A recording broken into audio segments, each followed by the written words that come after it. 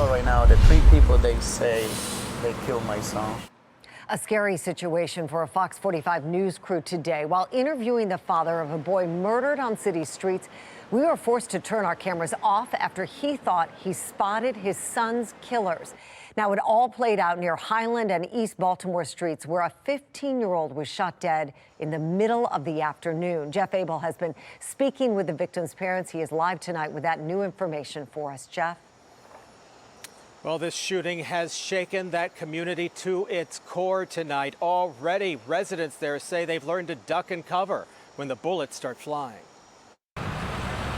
2 hours after losing his son, Louis Patillo was pacing a Southeast Baltimore alley, desperate to see where his son took his final breath. I never think gonna happen to my son, this, because he's 15 years old, you know. I don't know why. His 15-year-old son, Louis Patillo, was shot dead in the middle of the afternoon. The alley littered with evidence, but so far no arrest and no motive for the shooting that left a teenager desperate for help. He was shot here, and then he tried to run. But see, but he just made it by the next block. Hard to fathom why, what caused it, you know. At 15 years old, if he was 20, 22, 23, you would think, oh, okay, well, he's got some conflict with someone. What conflict can you have at 15 years old? This 15-year-old becomes Baltimore's 10th teenage victim of homicide so far this year. The city is on par to match last year's teenage death toll, where 16 teens became homicide victims. Every loss of a young person in our city is profoundly painful. City Councilman Zeke Cohen, who represents this district, insists the city has a plan to stop the gunfire, and it involves everyone.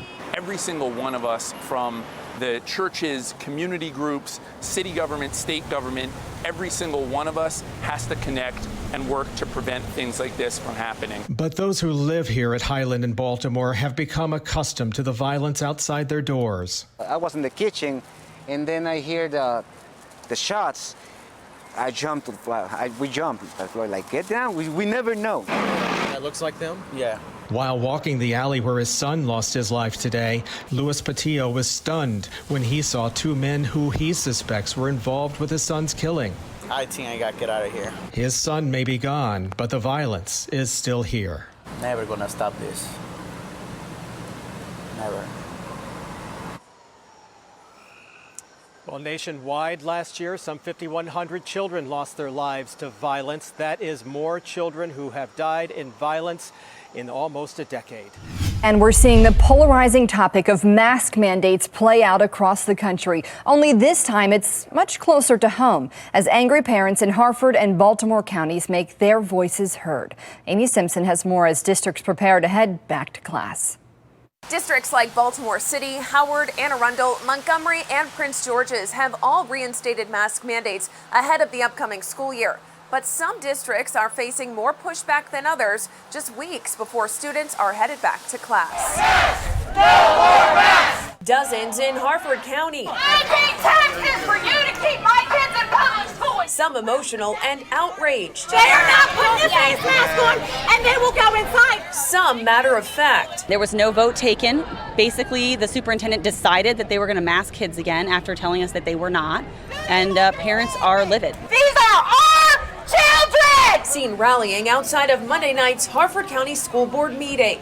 Outspoken in their opposition to the reinstated mask mandate for students and employees. We will not comply! A letter from the superintendent says the mandate was reinstated due to guidance from the CDC, state and local health departments, the State Department of Education, and the American Academy of Pediatrics. Many schools, public and private. Just 1 week ago, a similar scene outside of Baltimore County School Board meeting. They might say they're following the science.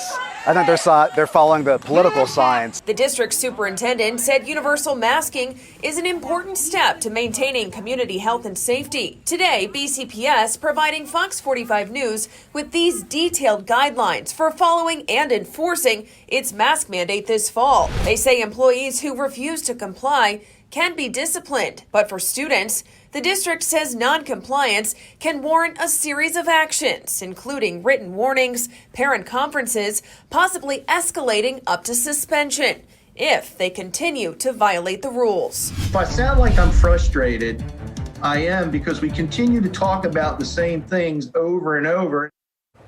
On the path forward, lawmakers questioned the Secretary of Labor this week about the continued challenges with pandemic unemployment claims. Amy Simpson is live now as 20,000 claims are still being waiting to be processed. That's a lot, Amy. Mary, it really is, and palpable frustration on all fronts during this virtual meeting yesterday.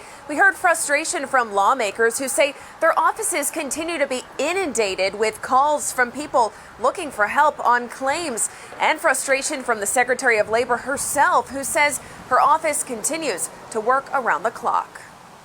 I get happy, I get sad, I get angry. 17 months later, and I just feel like we're just spitting in the wind sometimes, and I can't take it anymore. Lawmakers still looking for answers and progress on Maryland's pandemic unemployment crisis. We're still concerned over the people who didn't commit fraud, who are still waiting for payment months and months later. Maryland Labor Secretary Tiffany Robinson providing answers herself. Continuing to work. In a rare appearance since she testified in court last month over the continuation of federal unemployment programs in Maryland. I can tell you we had a very solid plan in place to work through every single adjudication issue by September 1st.